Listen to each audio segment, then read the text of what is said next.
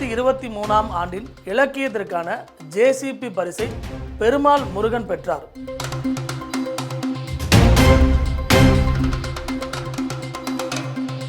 பதிமூணாவது ஒருநாள் கிரிக்கெட் உலகக்கோப்பை போட்டி 6வது முறையாக ஆஸ்திரேலியா வென்றது.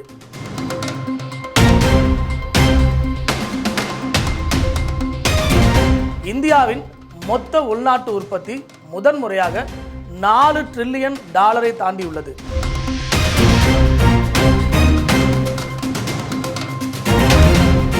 பெண்கள் தலைமையிலான ஸ்டார்ட் அப்புகளில் பெங்களூரு நாட்டிலேயே முன்னணியில் உள்ளது. டிராக்சன் அறிக்கை.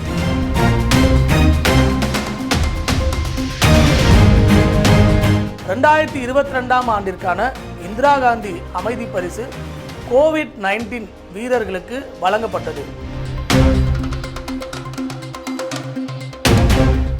ஜனாதிபதி திரௌபதி முர்மு டிசம்பர் 1ஆம் தேதி AFMCக்கு ஜனாதிபதியின் வண்ண விருதை வழங்குவார்.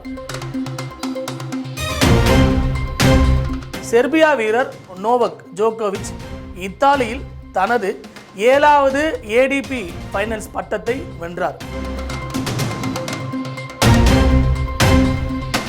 உலகளாவிய குழந்தைகள் தினம் நவம்பர் 20 அன்று கொண்டாடப்படுகிறது.